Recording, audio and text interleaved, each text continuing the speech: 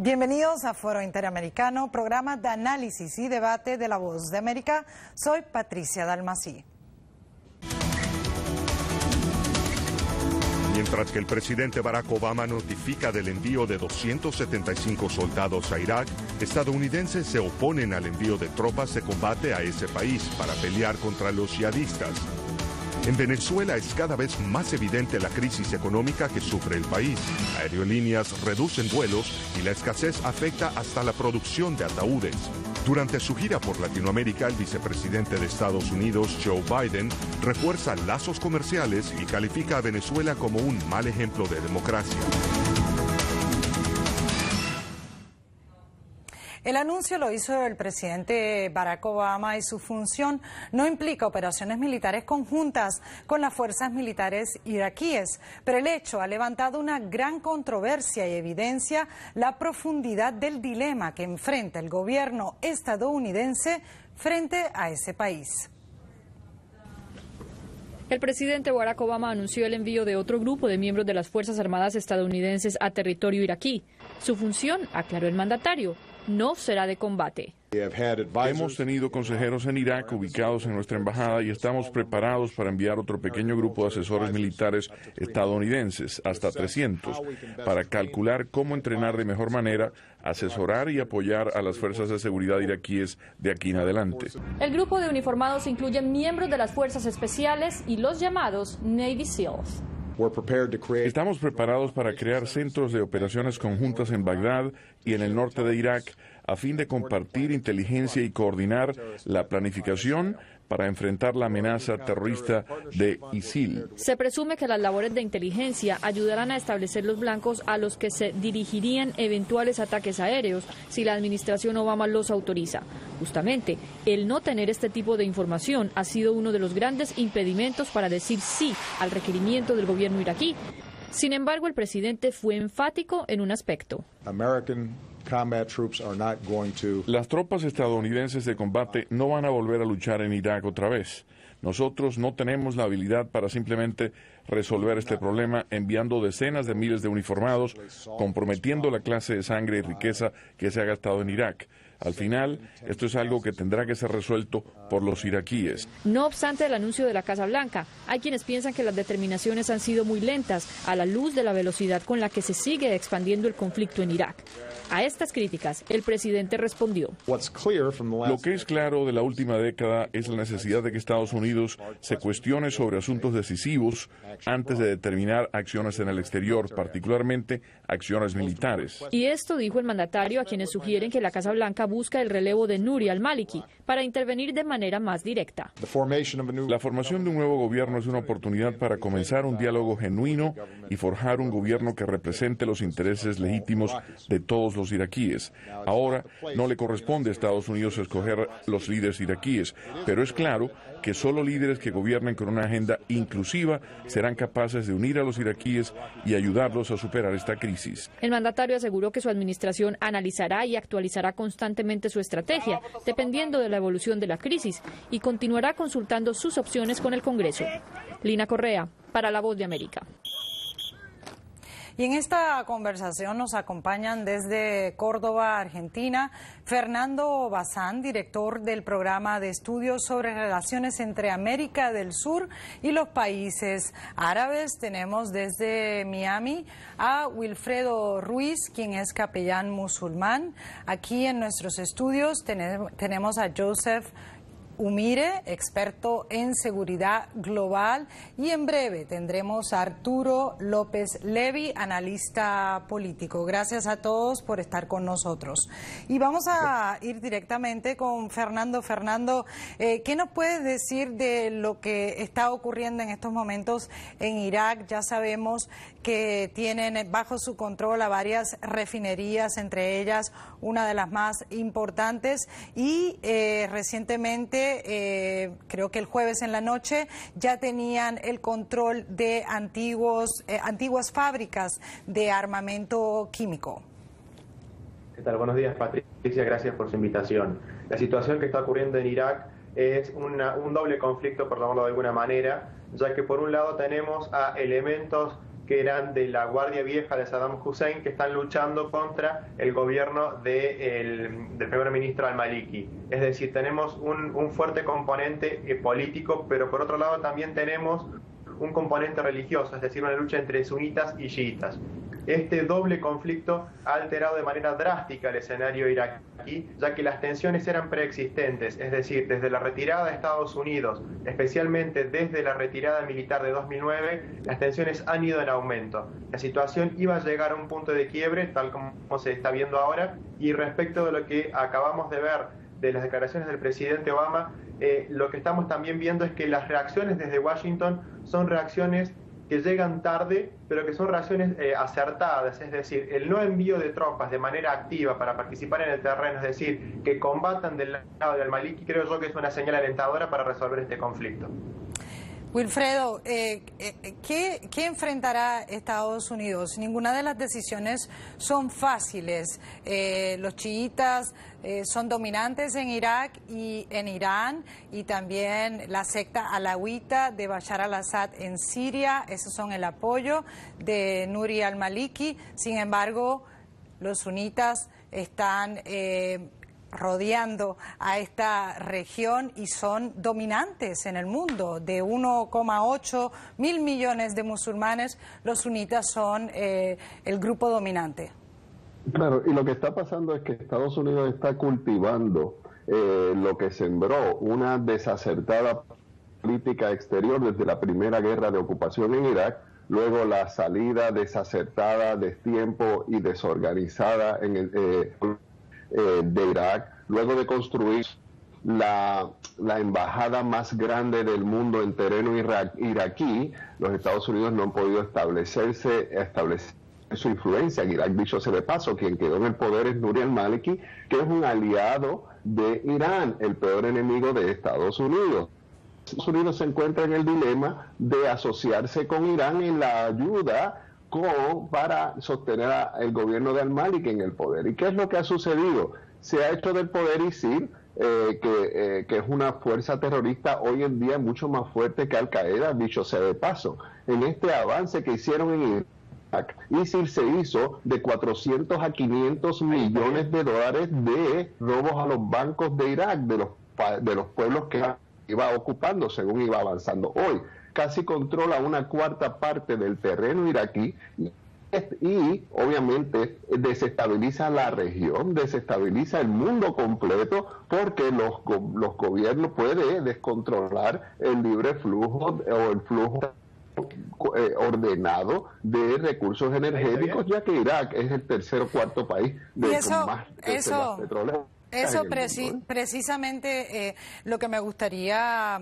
explorar contigo, Joseph, y es que Estados Unidos, eso está, escuchamos lo que dijo el presidente Barack Obama, está en los intereses nacionales de Estados Unidos, no solo de Estados Unidos, también de Gran Bretaña, de todas las grandes economías del mundo. Ya vemos los precios de la gasolina subiendo debido en gran medida al conflicto iraquí. ¿Cuáles van a ser las alternativas? El presidente por ahora está diciendo, denme en 60 días, estoy mandando fuerzas especiales, pero a futuro. Bueno, lo principio es que el presidente por el momento tiene que asegurar que los americanos y todos los que están trabajando dentro de Irak van a estar cuidados. No puede tener otro Benghazi. Eso sí, el peor caso. Entonces los soldados y todo lo que está mandando ahorita para esforzar la embajada, yo creo que es para evitar ese tipo de situación. Ahora, la pregunta que hiciste, Patricia, es muy clave. La pregunta es quién beneficia, cuáles son los intereses y quién está beneficiando ahorita en este momento con los avances que está haciendo ISIL en Irak. Y yo digo, más que todo, Irán. Irán está beneficiando porque hay dos razones. Uno, esto le pone el gobierno de Maliki más dependiente de las fuerzas de seguridad de Irán. O sea, Irán está mandando, se dice, alrededor de 2.000 personas del Pasdaran, de las fuerzas revolucionarias, que están en Irak ahorita, entonces le hace dependiente de ellos. Y al mismo tiempo, en las negociaciones que va a haber el próximo mes en Ginebra, le da más poder a Irán, porque Estados Unidos ahora necesita ese tipo de alianza con Irán para poder enfrentarse a la situación en Irak, y le da ese movida. Sin embargo, el presidente John Boehner de la bancada republicana ha dicho que estarían ayudando a Irak, Estados Unidos, por parte del Congreso, que después de todo es el que declararía guerra nuevamente. pero no con la ayuda de Irán. Vamos a ver estos avances del Estado Islámico de Irak y el Levante en Irak, pero también en Siria. Si bien el control del Estado Islámico en Irak y en Siria, de los pueblos y ciudades en cuestión, no es universal ni uniforme, tampoco lo es el respectivo control del gobierno iraquí o sirio de su propio espacio, incluyendo los avances recientes de Al-Qaeda, que controla ahora un espacio más o menos del tamaño de Siria. Véanlo en sus pantallas. EWIL, como se le conoce ahora, o Al-Qaeda, porque también es parte de Al-Qaeda o fue parte de Al-Qaeda, está involucrado en un impulso mundial para restaurar una concepción totalitaria de un imperio islámico en todo el mundo musulmán y en ausencia de una estrategia lúcida por parte de sus enemigos, pues por el momento están ganando. Y vamos a ver justamente otro de los avances, una a una. Las ciudades iraquíes están cayendo en manos de un grupo terrorista islámico que hemos descrito ya, decidido a tomar el país y convertirlo en un estado fundamentalista islámico. Después de aplastar Faluya, Mosul y Kirkuk, el EWIL obtuvo el control de la ciudad nororiental de Tal Afar. Asimismo, y este es ya en gran escala, el territorio que algunos musulmanes radicales imaginan sea un califato global. En cada caso, el objetivo ha sido crear un emirato, como el Emirato de Mesopotamia, de Zarqawi, bajo la ley Sharia, gobernado por los mulas o expertos doctrinales autoproclamados entre el liderazgo extremista. Estos pseudoestados destacan prominentemente el lenguaje burocrático de la estructura política del Imperio Otomano. Y vean en sus pantallas, es bastante extendida este califato o esta concepción, visión de los yihadistas del EWIL. Lo vemos en sus pantallas, estaría ocupando hasta parte del norte de África. Y bueno, vamos a seguir aquí con nuestro debate, a ver qué nos pueden decir, Fernando, sobre esta concepción bastante ambiciosa del EWIL. Esta concepción es muy ambiciosa, como usted acaba de señalar, pero hay que verlo en el plano de la realidad, esta concepción, si tiene algún tipo de asidero o si es viable. Si uno observa, por ejemplo, lo que sucedió en Siria, las ciudades que tomaron por la fuerza no la pudieron sostener por más de 90 días. Es decir, cuando se combatía contra un Estado organizado, como era el presidente Bashar Assad, que controlaba a su ejército y que disponía de milicias chiitas para apoyarlo como Hezbollah, los militantes sunitas tuvieron que retirarse en menos de 90 días. Es decir, que enfrentándolos de manera directa y con un ejército cohesionado, no soportan los combates. Si vemos del lado iraquí, ¿qué fue lo que sucedió? ¿Por qué cayeron tan rápido estas ciudades? Se debió en primer lugar a que los líderes tribales que en el pasado combatían a estos grupos se retiraron justamente en venganza por el maltrato que le estaba dando el gobierno de al-Maliki desde Bagdad. Y por otro lado, el gobierno no logró todavía que sus fuerzas armadas tengan el nivel de entrenamiento necesario para combatir. Hasta el año 2009-2011 aproximadamente dependían muy fuerte del entrenamiento norteamericano. Una vez que este entrenamiento, que estos asesores se retiraron del terreno, las fuerzas de al-Maliki no tienen la capacidad militar para hacerlo, pero sí tienen el poder para hacerlo. Si uno observa, por ejemplo, la aviación iraquí o las fuerzas de tanques y de artillería que tienen en el terreno, es muy similar a la que dispone Bashar Assad en Siria. Con lo cual, tal vez con este entrenamiento que el presidente Obama les va a mandar ahora con estas fuerzas especiales, se logre consolidar un frente para detener justamente a los yihadistas en el terreno. Wilfredo, el gran problema para Estados Unidos, el gran dilema para Estados Unidos es que, como hablamos anteriormente, no pueden aliarse a Irán, el enemigo número uno. Sí pueden haber conversaciones, pero no aliarse a Irán, tampoco les conviene. Y por otro lado, a Bashar al-Assad. El presidente Barack Obama ha estado hablando todo el tiempo que había que salir de Irak. Salieron de Irak y ahora tendría que ir de vuelta a recuperar a Irak.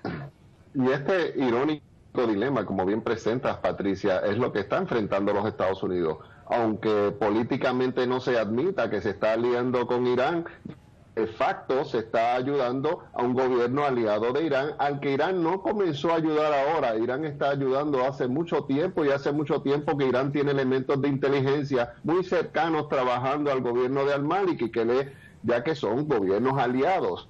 Y el problema principal que sucede en Irak hoy en día precisamente es que el problema político que presenta al-Maliki, que desde su inicio no ha sido capaz de incluir en su gobierno en participación social, participación política, participación en las fuerzas de seguridad del Estado o mucho menos en la milicia, de los que comprendan la población general de Irak. Así que ha sido totalmente excluyente. Ha sido él precisamente el primero que ha establecido en la región un gobierno extremista, porque solo admite un círculo de chiíes en una población muy diversa. Esto ha causado, Patricia, perdóname, que inclusive se hayan ido casi casi un millón de cristianos de Irak, responsablemente. Eso es lo que llama la atención, Arturo. Gusto tenerte ya con nosotros en el programa. Dime, ¿qué piensas en cuanto a Nuri al-Maliki? Estados Unidos lo va a soltar como papa caliente debido a que evidentemente, inclusive luego de este avance del Estado Islámico de Irak y el Levante, sigue sin incluir a otros segmentos de la sociedad iraquí. Yo creo que hay la hora de que al-Maliki demuestre si puede resolver el problema o se vaya, ya ha llegado. Estados Unidos ha invertido más de 100.000 millones en el entrenamiento de las fuerzas de seguridad iraquíes. Estados Unidos ha creado ahí un ejército, básicamente de la nada, con algunos remanentes de lo que había quedado del ejército de Saddam Hussein y otras milicias que existieron, que se opusieron al régimen de Saddam Hussein, y 4 años más tarde que las tropas norteamericanas hayan salido, han iniciado su salida de Irak, la situación es ahora muy crítica. Si alguien es responsable de estos temas, más allá de los errores que Estados Unidos pudo haber cometido cuando se lanzó a la invasión en Irak, ha sido este gobierno. En el año 2008-2009 la situación de seguridad parecía que iba mejorando, la insurgencia en Anbar Province fue controlada, había incluso una opinión relativamente positiva de la fuerza de seguridad que Estados Unidos entrenó y dejó detrás, y la situación ahora es crítica. Tikrit cayó precisamente por la ineficiencia y la falta de organización de este propio ejército y la indisposición y hostilidad hacia ese ejército por parte de la población sunita local. Entonces, yo creo que en cierta medida uno de los mensajes que el presidente mandó ayer es: si usted no puede resolver esto, salga de la cocina y deje a ver si líderes iraquíes son capaces de crecerse ante las circunstancias. Estados Unidos yo no creo que vaya a volver a mandar tropas en gran escala a Irak. Este es un presidente que se comprometió a salir de Irak y de Afganistán. Y no solamente eso, sino que hay que considerar que un 70% de los estadounidenses, según las encuestas, no apoya que las tropas se envíen soldados a Irak. Eso por un lado. Y por otro lado, un 39% es la aprobación de los estadounidenses a la política exterior del presidente Barack Obama, sumamente baja, ¿no? Demasiado bajo. Yo creo que Obama tiene muchas decisiones difíciles, pero como estaba diciendo el colega Arturo, esto es un resultado de varias decisiones muy malas en los últimos años. Decisiones malas no son simplemente en Irak, decisiones malas en Siria, decisiones malas con Irán, y todo se está viendo cómo se está llevando a cambio el Medio Oriente y la política que se lleva en Irak.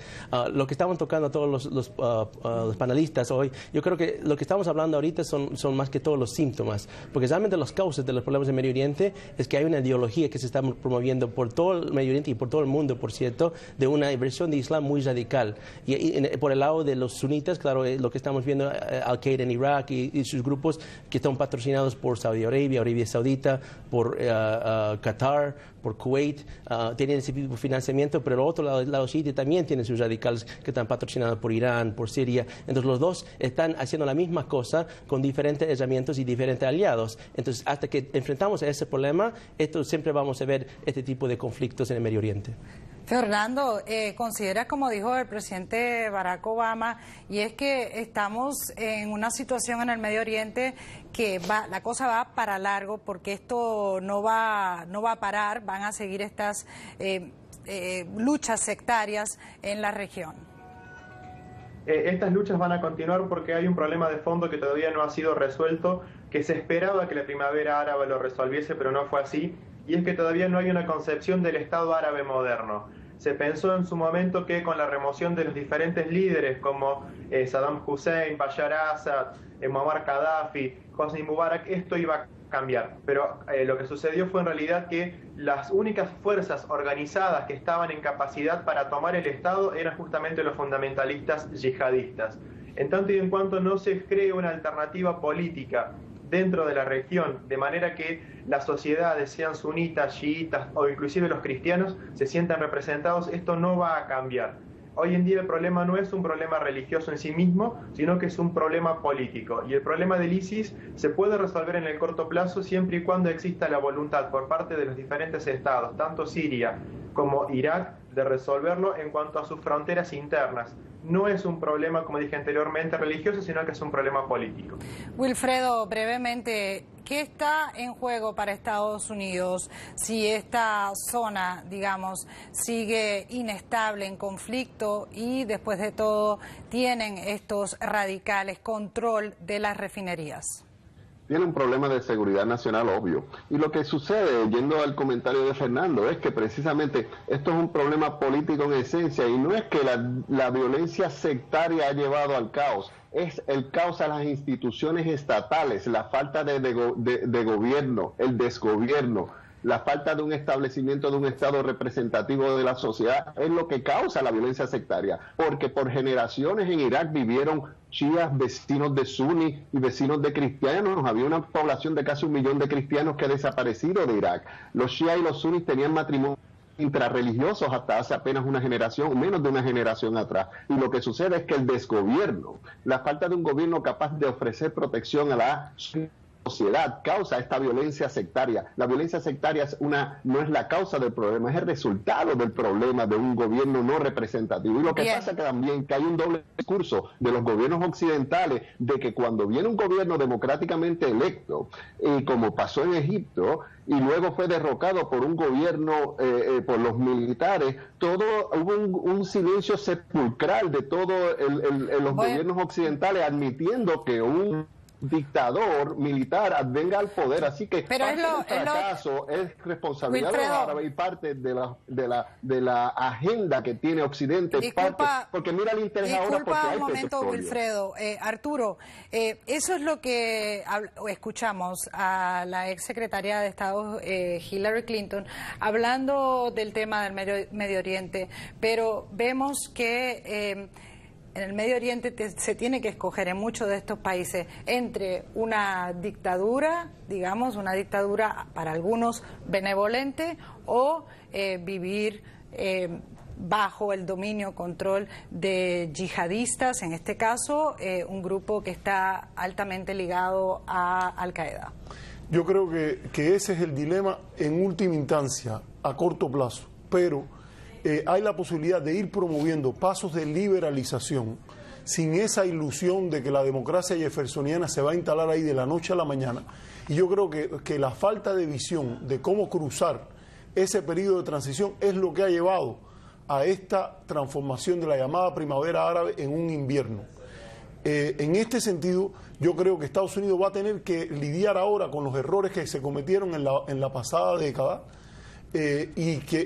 ojalá lo aprendamos para que en el futuro no se vuelvan a repetir. Por muy malo que fuera el presidente Assad, la situación que hay ahora en Siria es peor.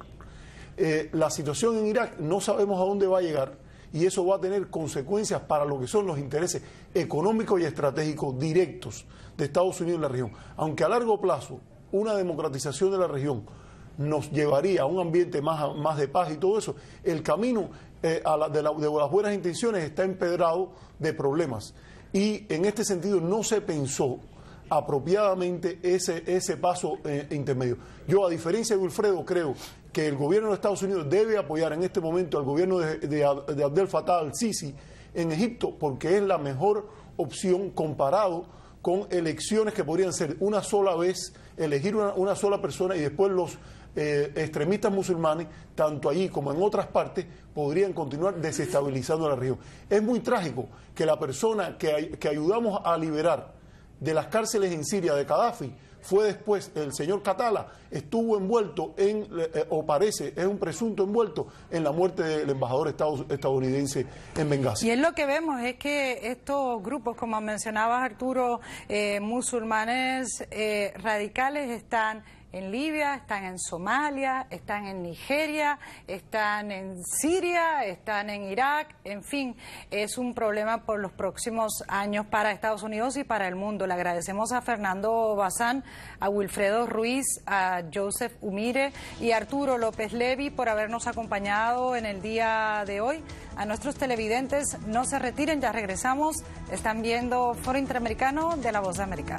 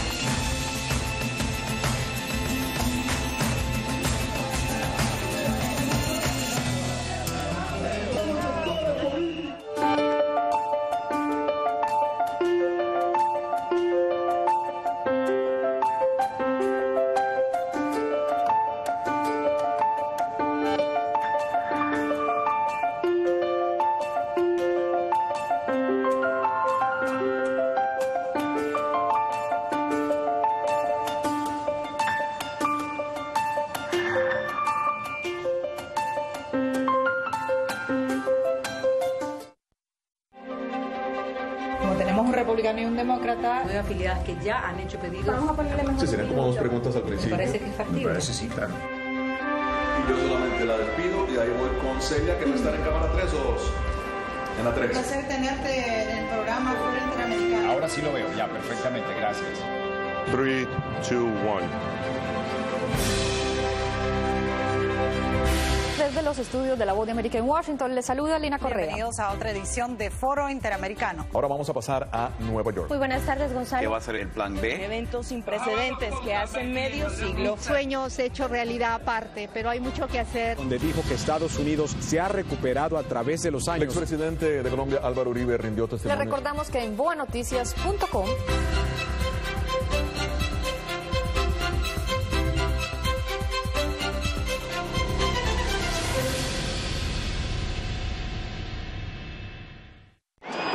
las noticias, los eventos, la historia.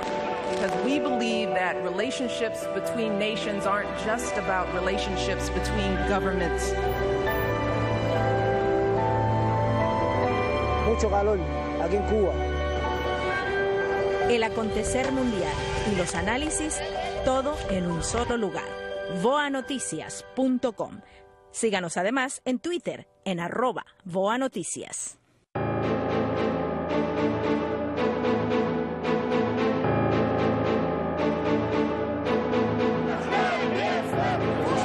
De respuesta por parte del gobierno. Presentarían pruebas de la intervención de Rusia. Enviado 6 aviones de combate a la región.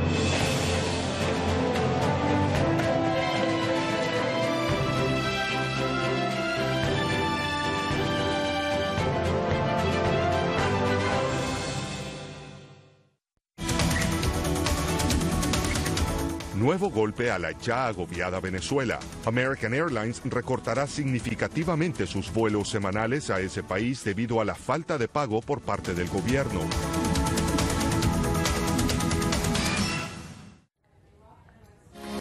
La doble crisis económica y política que atraviesa la República de Venezuela es cada vez más profunda e irreversible, con la producción cayendo en picada, los precios subiendo sin parar y los anaqueles de los supermercados semivacíos por la escasez, se empieza a convertir en un país inviable. El gobierno nacional ha intentado implementar medidas que hasta ahora no han tenido un efecto positivo en los índices económicos de la nación. A continuación, un análisis de lo que está sucediendo en la nación sudamericana. Ante la difícil situación económica que atraviesa Venezuela, expertos advierten que el gobierno nacional tendría que aplicar más temprano que tarde fórmulas para ajustar su sobrevaluada moneda, medida que sería una espada de doble filo porque alentaría la inflación, pero aliviaría el crónico desabastecimiento. La Comisión de Finanzas de la Asamblea Nacional estima un año para una eventual unificación cambiaria propuesta por el Ejecutivo. Pudiese ser durante el presente ejercicio fiscal o en principios o el primer semestre del año 2015. Para el analista Jesús Seguías, los únicos capaces de salvar el país de una catástrofe económica brutal, a pesar de los ingresos petroleros, es el sector privado. Y la única manera de traer capital privado a Venezuela no es invitándolo, es seduciéndolo para generar confianza. El presidente Maduro no puede seguir actuando incoherentemente en este sentido. No hay confianza. Venezuela es un país que tiene músculo suficiente desde el punto de vista económico como para salir adelante, pero el gobierno tiene que dar un paso para generar confianza. De igual manera, Seguías advierte que el gobierno no tiene alternativas y tiene a su favor que no es un año electoral, que generalmente son los años típicos de todos los gobiernos del mundo para generar grandes cambios. El 60% de los chavistas duros y blandos le piden al presidente Maduro que fortalezca el sector privado porque prácticamente pues la economía de Estado ya no funciona. Por su parte, el jefe de Estado Nicolás Maduro, a pesar de la situación económica, consideró que lo que llama la derecha venezolana se encuentra en su peor momento e indicó que no contaron con el respaldo del pueblo en los presuntos planes desestabilizadores. Sencillamente la oposición venezolana se dejó arrastrar a posiciones antidemocráticas por grupos pequeños de la extrema derecha. Los economistas pintan un panorama complicado para el país petrolero, con una inflación rozando el 70% al final de 2014 y una contracción de la economía de al menos un 2%, que servirá de antesala a unas cruciales elecciones parlamentarias en el 2015. Desde Caracas, Venezuela, para La Voz de América, Álvaro Algarra. Y para tratar este tema están con nosotros desde Caracas, Venezuela, Alexander Guerrero, quien es economista, un economista venezolano. Y aquí en nuestros estudios tenemos con nosotros a Antonio de la Cruz, director de Inter-American Trends. Muchísimas gracias a ambos por estar con nosotros, Antonio y Alexander. Alexander, ¿qué nos cuentas de lo que acabamos de escuchar del reportaje de Álvaro Algarra, y es que la situación cada vez se va empeorando? Sí, gracias por la invitación, Patricia. El problema central ya no es económico, es esencialmente político. Y digo, no es económico porque por lo general los problemas económicos tienen solución. Son medidas económicas que habría que tomar eventualmente y enfrentar con ellas la posibilidad de relanzar la economía. Eso ocurre generalmente y ha ocurrido en América Latina durante muchísimas veces. Los países han reincidido, han caído en lo mismo. El caso venezolano, esta es la cuarta vez que ocurre, pero al final pues, se toman las medidas y salen, por lo general con muchísimos costos. Es lo que le está pasando a Maduro. Maduro quizás no equivocó según su paradigma lo que comenzó a hacer hace un año cuando se encargó del poder. Maduro simplemente se fue detrás de mayores controles, atrapar al país, destrozar el sector privado, y lo que estamos viendo hoy es consecuencia de eso. Pero nada de esto debe sorprender a Maduro, porque cada vez que vemos su declaración, él es reiterativo en cuanto al control de la economía, y el control de la economía es lo que tiene el país en las actuales circunstancias, en la actual situación. La salida es muy sencilla. Desmontar el control de cambio es inevitable y es desde ya, y ya no vale el chantaje, que no hay para desmontar el control de cambio, de que si se desmonta el control se van los dólares. El desmontaje del control de cambio tiene que venir obligatoriamente con un mecanismo de confianza, y este solo podrá venir si el Congreso o la Asamblea Nacional y el Gobierno y en general el país aprueban un estatuto de protección de los derechos de propiedad. porque de eso es lo que se trata. A la hora de liberar el cambio, se van a incorporar al mercado cambiario, al mercado del dólar, los ahorros de los venezolanos, de las empresas de los venezolanos. Pero solo eso ocurrirá si hay garantías y confianza total e institucional que permita a los venezolanos entonces incorporarlos otra vez al mercado. Alexander, vamos a involucrar a nuestro otro invitado, Antonio, y es que en esto de la economía vemos que el ministro de Planificación escribe una carta, ¿no?, o un manifiesto, luego de su salida, entraría en desgracia o no, Jorge Giordani, pero en efecto, después de estar 13 años manejando la economía del país, le está echando la culpa a Nicolás Maduro. ¿Es eso justo? Ok, Patricia, fíjate. La crisis es económica y política al momento. La renuncia de Giordani es por la crisis política, porque considera que Maduro se desvía de los principios iniciales del proyecto político de Chávez. Entonces lo señala, básicamente él hace dos grandes señalamientos. La corrupción, que la denunció el año pasado, los 20 mil millones de dólares que se extraviaron de Caribe y sin soporte. Y la otra, la segunda, es que hay gasto en el gobierno fuera de presupuesto. Entonces, por supuesto, considera que Maduro no tiene liderazgo porque es un improvisado. Pero ¿qué ocurre? Actualmente este proyecto de hace 15 años hoy hace crisis porque está montado sobre un financiamiento excesivo tanto a lo interno como a lo externo, porque en ese momento Venezuela, a través del proyecto de Chávez, consideró financiar la revolución a nivel internacional, y entonces son todos los subsidios a los países de Petrocaribe, del ALBA, que hoy la economía venezolana no puede sostener.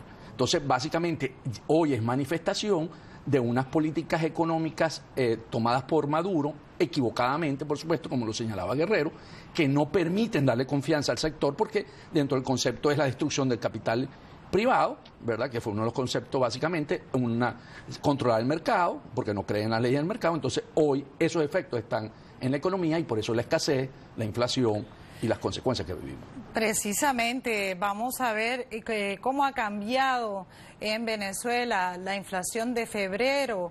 Se ubicó en un 2,4%, casi un punto menos que en enero, con lo que el índice anualizado se sitúa en un 57,3%, informó el Banco Central de Venezuela, o el BCB, que cerró el 2013 con una inflación de 56,3%, una cifra sin precedentes en los 15 años del gobierno chavista y el mayor índice en América Latina. Alex, así ha sido el gasto del Producto Interno Bruto en Venezuela. Según el cambio real de 2014 a 2015, el consumo privado desciende de 1,7% a 1,3%, el consumo gubernamental sube de 3,0% a 4,2%, mientras tanto la inversión fija bruta baja a 8,5%, baja de 8,5% a 1,0%. Un factor determinante es que las exportaciones en Venezuela han bajado del 4,1% al 2,9%, mientras que lo opuesto ha sucedido en las importaciones, que subieron de 1,5% a 2,9%. Alexander, escuchando esta información, ¿qué crees ha sido el gran problema de la administración del presidente Maduro en controlar o impulsar, incentivar a la economía venezolana? Las economías son bastante contradictorias donde quiera que los veas, inclusive los que produce el gobierno o los que produce el Banco Central de Venezuela. Voy a ponerte una cifra muy sencilla para que la gente no la comprenda. Cuando Maduro se encarga del poder en enero del año 2003, antes de la elección, una canasta básica se compraba con un salario mínimo y medio. No voy a hablar ni de precios, ni de magnitudes, ni de cantidades. Exactamente 15 meses después, a la fecha de ayer, una canasta básica se alcanza con 4 salarios mínimos. Cualquier desprevenido que solamente multiplique y divida se da cuenta que la inflación está por encima de 280, 290%. Eso es imbatible, eso que te estoy diciendo, absolutamente cierto. Los números que me acabas de leer me dicen otra realidad totalmente contraria. Te voy a decir una, la caída de las importaciones en lo que va de año es de 17%. Si te metes en cualquier website, marine.org, por ejemplo, y vas a los puertos venezolanos en este instante, lo puedes hacer en línea, verás que hay 3 o 4 barcos en puerto. Las economías de Puerto La Cruz, de La Guaira y de Puerto Cabello y Maracaibo en el suelo porque no hay importaciones. Por una razón muy sencilla, la hiperrevaluación que hubo en el llamado fiscal 2 a 50 bolívares, que llegó a ser 540%, es una parte, pero que es la parte más gruesa y más importante, la es menos visible, es la parte, es la escasez de divisas. La escasez de divisas ya no es un problema monetario, no es un problema del Banco Central, ni siquiera es un problema económico. Es simplemente la renta petrolera se ha desaparecido totalmente. Quiero decir en otros términos, las acreencias de PDVSA en dólares no las paga la producción de petróleo. A ver si queda claro. Alexander, sí. Vamos a compartir o a conversar también con Antonio para que nos diga en ese sentido qué piensas desde el punto de vista que estabas mencionando, que no es un problema solo por decir económico, sino es una política económica que ha tomado este gobierno y de antes por el presidente Hugo Chávez, y eso va llevando a seguir tomando decisiones, por ejemplo, con lo de María Corina Machado, que ahora prácticamente le han dictado que no puede salir del país.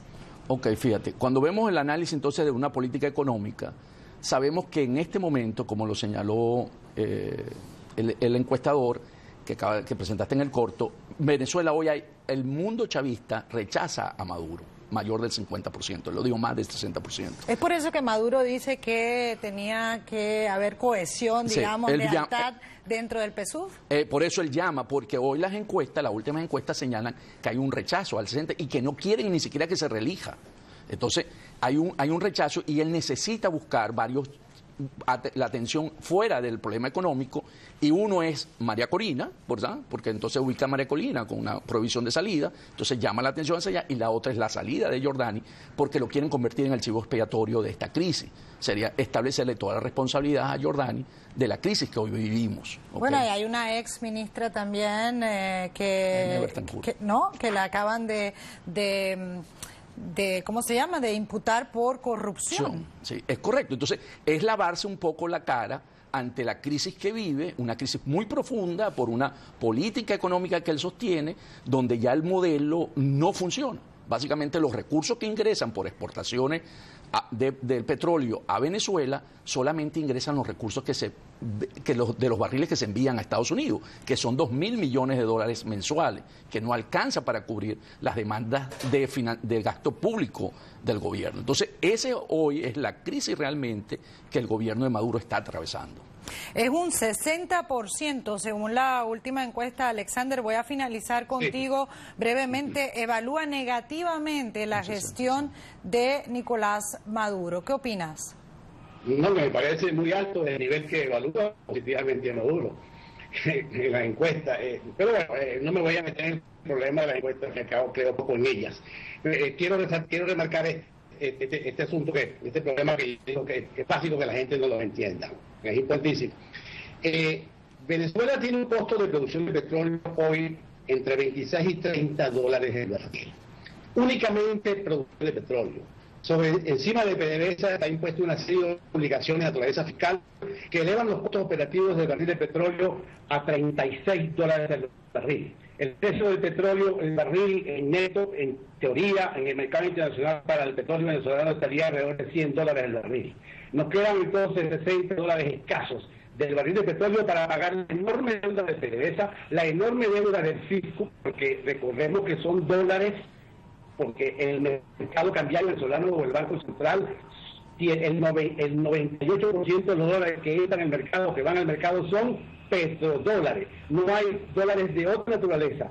De manera que si faltan dólares por PDVSA, y hemos sacado la cuenta que es angustiosa la situación de PDVSA, hasta el punto de que se anda tratando de reestructurar la deuda de PDVSA para este año. Ramírez anda en Londres reunido con fondos franceses y británicos precisamente en ese plan. Por cierto, los mismos que estuvieron trabajando con el caso de Grecia. Alexander, lamentablemente, disculpa la interrupción, pero vamos a tener que dar por finalizado el segmento.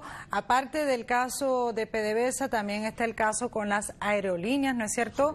Y en ese caso, según algunos venezolanos o muchos venezolanos, se les está aislando al país debido al problema de las divisas y la falta de pago del gobierno venezolano a las aerolíneas que dan servicios al país. Le agradecemos a Alexander Guerrero, también a Antonio de la Cruz por haber estado con nosotros hoy en el programa. Y si usted desea conocer más detalles de este y otro de los temas que tratamos aquí en Foro Interamericano, por favor visite nuestra página de internet voanoticias.com.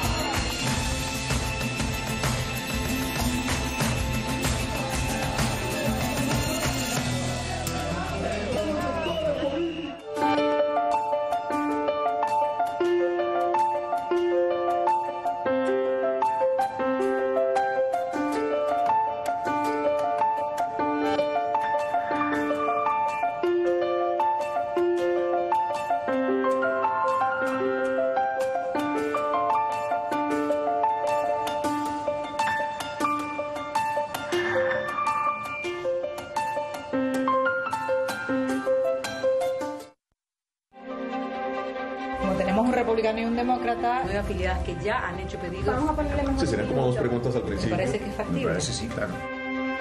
Y yo solamente la despido y de ahí voy con Celia, que va a estar en cámara 3 o 2. En la 3. Un placer tenerte en el programa Foro Interamericano. Ahora sí lo veo, ya, perfectamente, gracias. 3, 2, 1. Desde los estudios de La Voz de América en Washington, les saluda Lina Correa. Bienvenidos a otra edición de Foro Interamericano. Ahora vamos a pasar a Nueva York. Muy buenas tardes, Gonzalo. ¿Qué va a ser el plan B? Eventos sin precedentes que hace medio siglo. Sueños hecho realidad aparte, pero hay mucho que hacer. Donde dijo que Estados Unidos se ha recuperado a través de los años. El expresidente de Colombia, Álvaro Uribe, rindió testimonio. Le recordamos que en voanoticias.com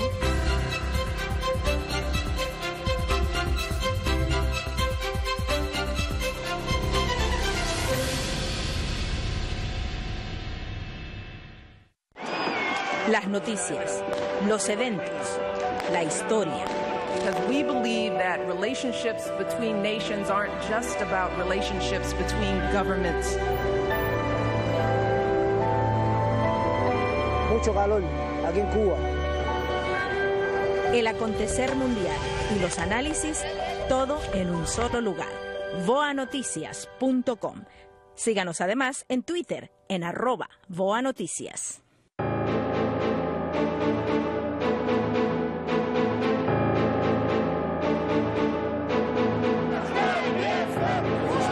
De respuesta por parte del gobierno. Presentarían pruebas de la intervención de Rusia. Enviado 6 aviones de combate a la región.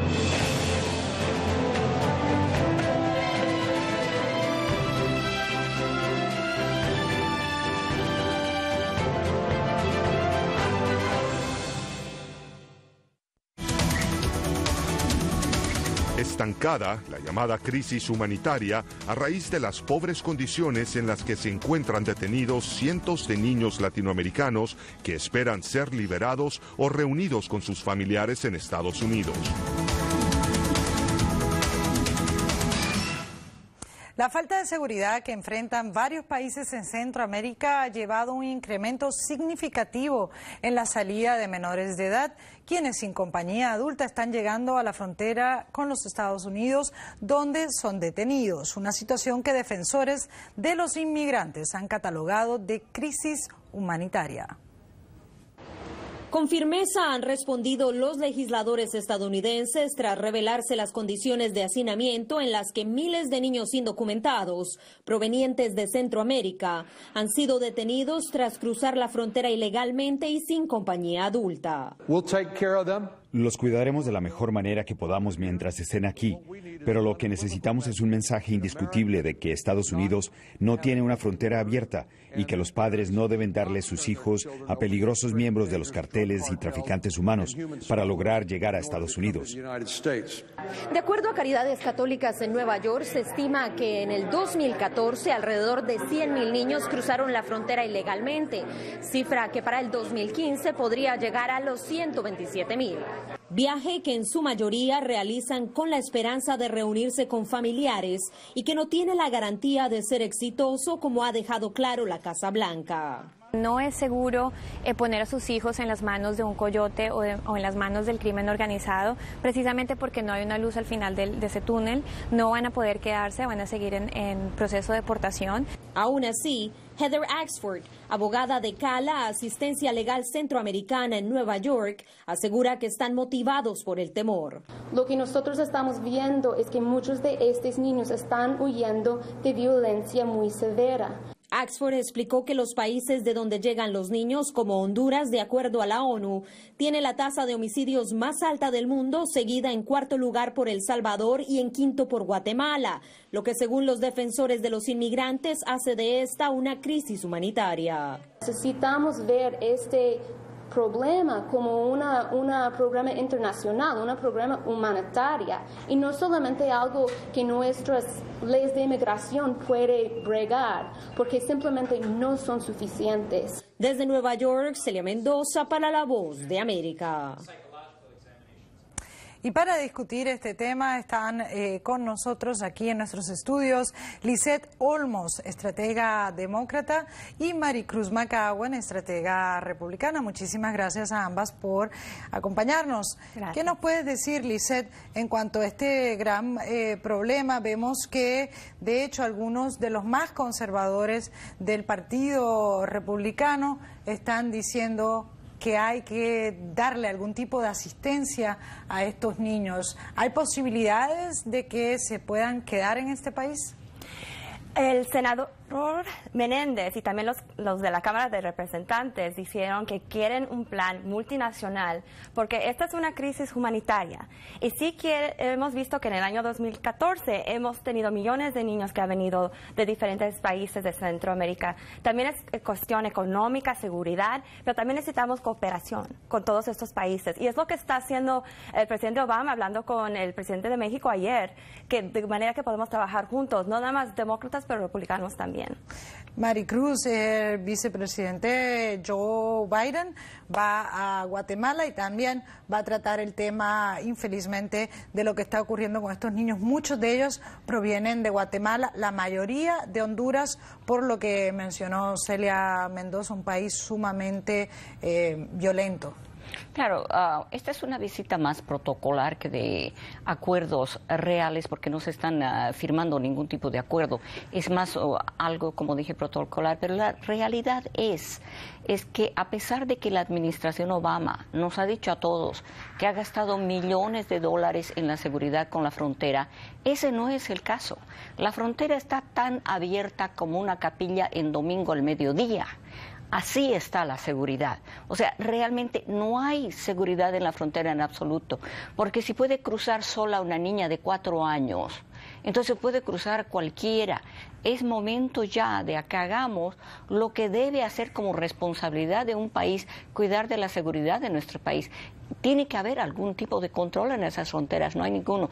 Y segundo, cuando el vicepresidente Biden va a hablar con los presidentes de los países centroamericanos, hay que recalcar no solamente que este es un tema de cooperación, ese es un tema de responsabilidad, porque la responsabilidad primera debería venir de estos países, de sus líderes, de sus mandatarios, de hacer muy claro de que Estados Unidos no está recibiendo a menores y dándoles la ciudadanía como se dijo en Centroamérica. Yo vi en otro canal a uno de sus líderes en Guatemala, precisamente diciendo a su pueblo, estos niños tienen derecho de ir a los Estados Unidos e ir donde sus padres. O sea, el mensaje que están mandando es más bien incentivando a que la gente siga mandando a sus niños solos, corriendo todos esos peligros. No nos olvidemos que Centroamérica no está ni siquiera al lado de los Estados Unidos. Estos pobres niños están cruzando todo México para cruzar en forma ilegal a los Estados Unidos. Es una situación desesperante que muestra una irresponsabilidad tremenda en ambos lados, pero yo diría más en el lado de los líderes centroamericanos. Lisette, ¿estás de acuerdo con lo que acaba de decir Maricruz? ¿Crees que el presidente Barack Obama no está haciendo lo suficiente o que podría hacer más? Pues eso es algo que el presidente y los demócratas han estado diciendo a los republicanos, que es no nada más la seguridad, pero también esta es la razón por qué tenemos una reforma migratoria. Esto también es la razón por la cual el senador Dick Durbin van a dar para el próximo año $100,000 millones a estos países de Centroamérica, porque no nada más es cerrando la frontera, porque ya estamos dando mucho dinero a la frontera, pero es ayudar a nuestros países de Centroamérica. Con la económica razón que están viniendo las familias aquí, es para dar trabajo, es para que sus vidas tengan mejor, porque la razón en los países que tienen hay mucha violencia ahorita. Entonces es algo que se tiene que tratar por varios niveles, no nada más uno de seguridad. Maricruz, ¿crees que se va a incrementar este problema de alguna manera? Ya algunos dicen que hay 50,000 niños, otros 60,000, en fin, es una suma bastante cuantiosa. Exacto, se está hablando de 70,000 niños que van a pasar. Es absurdo decir que si mandamos $100 millones a Centroamérica el problema se va a solucionar porque van a tener más dinero. Son gobiernos corruptos.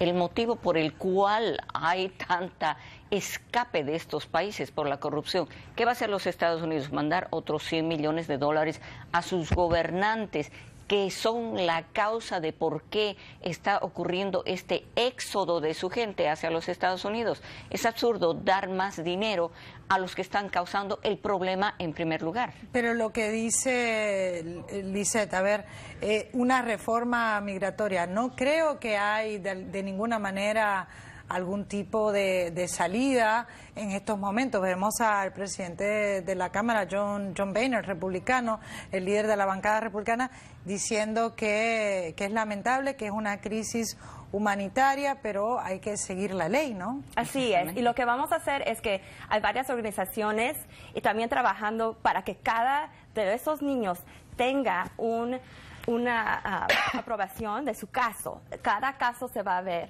determinado.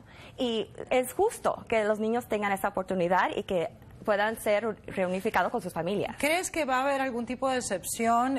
Yo sé que piensas que es protocolar la visita de Joe Biden, pero creo que interesante que se lleva a cabo en estos momentos donde está ocurriendo este gran problema. Guatemala y se va a reunir con todos los centroamericanos, con todos los líderes centroamericanos. Bueno, alguna respuesta, por lo menos en temas de comunicación, tenía que haber del gobierno de los Estados Unidos ante esta crisis. Lo que estoy diciendo es protocolar porque realmente no estamos llegando a ningún acuerdo oficial, o sea, por definición es solamente un protocolo.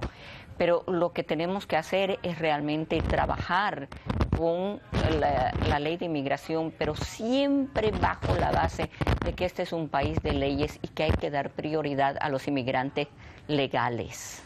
Muy bien, y con esas palabras vamos a dar fin a nuestro programa por el día de hoy, un programa dedicado a analizar semanalmente los asuntos más controvertidos con las opiniones de un selecto grupo de especialistas. Gracias por su sintonía desde los estudios de La Voz de América en Washington.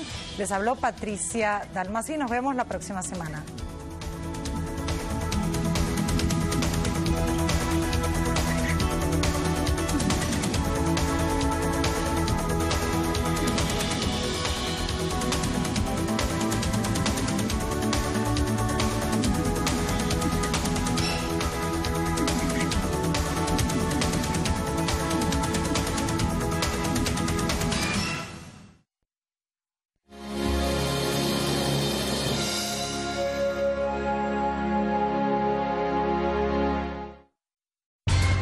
How do you see the world? I see countries in turmoil. I see our planet changing. I see people at peace. No matter how you see the world, you'll get an unbiased and uncensored view of it on Voice of America. On television, radio, online, and mobile. In more than 40 languages all day, every day. Millions of people tune us in. How do I see the world? On Voice of America.